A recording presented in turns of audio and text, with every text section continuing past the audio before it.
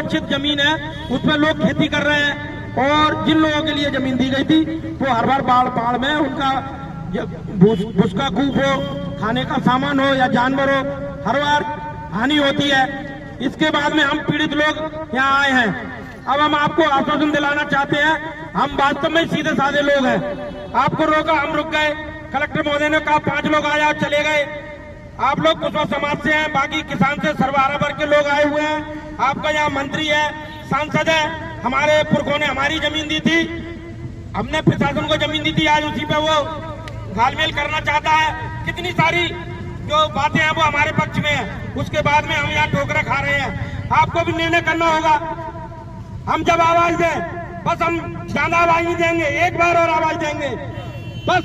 उसमें कलेक्टर महोदय ने जो आश्वासन दिया है वो फाइनल है। अगर उन्होंने हमारी जो विस्थापित, जो हमारे लिए जो अलॉट की गई थी जमीन, हमारे गरीब कुशवाहा बिरादरी के जो हमारे साथ में सर्वहारा वर्ग के लोग आए हैं, उनको 15 दिन बाद, 1-2 दिन के अंदर हमें मालूम पड़ जाएगी उनकी बातचीत से और उनके आदेश से। अगर वो हमें जमीन देने के लिए तैयार है और उनको तैयार हो जाना चाहिए। लेकिन कलेक्टर महोदय, आपके गेट पर हम ये बात चेतावनी देकर जा रहे हैं, जो भी यहाँ का जो खुफिया तंत्र है, जिसकी जिम्मेवारी बनती है कि कलेक्टर महोदय को बताए, या यहाँ के प्रशासन है, जो प्रदेश में जो मुख्यमंत्री बैठा है, जो मूक बधिर और कानों में उंगली डाल के बैठा है, उसके समाज के लोग, उसके पिछड़े वर्ग के लोग दर की ठोकरें खा रहे हैं। वो मुखिया बैठा है, उस तक इस बात को पहुंचा दो, ये गरीब का दर्द है। अगर आपने 15 दिन के अंदर इनका निर्णय इनके हक में नहीं किया तो ये आंदोलन तेज होगा, और आंदोलन ऐसा वैसा नहीं होगा। कलेक्टर महोदय, आपके दफ्तर में हम घुसकर इस पट्टे की जमीन को प्राप्त करेंगे। और आने वाले समय में जिस तरह से यहाँ पर जो उग्र आंदोलन हुए हैं, कई आंदोलन हुए, प्रशासन यहाँ रोक लेता है सीधे साधे लोगों को, लेकिन हम अपने हक की लड़ाई आने वाले समय में घुसेंगे। इन बैरिकेड तोड़कर हजारों की तादाद में आएंगे और आपके हक को हम यहाँ दिलाएंगे। आप निश्चिंत रहें, कलेक्टर जिले का मालिक होता है, अगर उसने आश्वासन दिया है तो आप एक बार मान लें 15 दिन के लिए, और 15 दिन बाद हम उनसे बात करेंगे।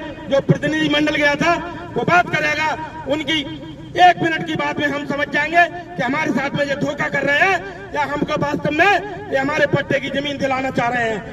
मैं तो ये समझता हूँ, जिले का कलेक्टर मालिक होता है और जिम्मेवारी कुर्सी पर बैठा हुआ है, वो हमारे साथ झूठ नहीं बोलेगा।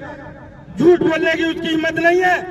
लेकिन उन्होंने जो बात कही है कि मुझे 15 दिन का मौका दो, तो हम बाबा साहब के अन्यायी है, हम उनको 15 दिन का मौका देते हैं और हम नियमानुसार उनकी कार्रवाई को 15 दिन तक देखेंगे, और 15 दिन बाद आप गरीबों के पट्टे आपको मिलना चाहिए, ऐसा हम समझते हैं। मिलेंगे, संघर्ष करो, संघर्ष करो, जिंदाबाद जिंदाबाद। 1-2% अगर ये उम्मीद है तो उसके लिए संघर्ष के लिए तैयार रहे। आप लोग चिंता न करें, हम मजदूर मेहनत कर किसान लोग हैं, लगातार हम 8 से 12 घंटे काम करते हैं, बरसात हो गर्मी हो काम करते हैं, लेकिन अपने बच्चों के भविष्य के लिए अगर हम शासन से वोट देने के बाद में, सरकार बनाने के बाद में अपना अधिकार लेने आए हैं, तो इस लड़ाई को तेज करने के लिए आप पीछे ना हटना, ये न सोचना कि आज हम ये बात लेके आए थे कि आज हमें निर्णय मिल जाएगा। जब आप 40 साल से लगातार लड़ाई लड़ रहे थे, आपको अधिकार नहीं मिला। 20 साल से आपका मंत्री है, अभी वर्तमान में सांसद है, आपके वर्ग के और भी मंत्री विधायक हैं, उन्होंने आपके अधिकार की लड़ाई पूरी नहीं कराई है।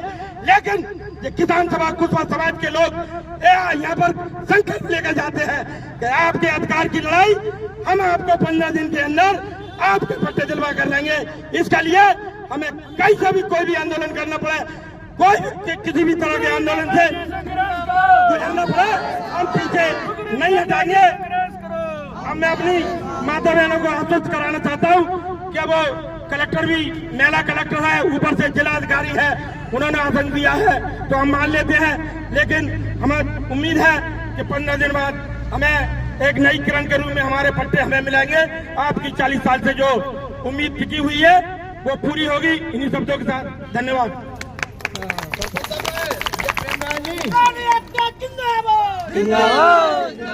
अब रामबाबू यादव जी है।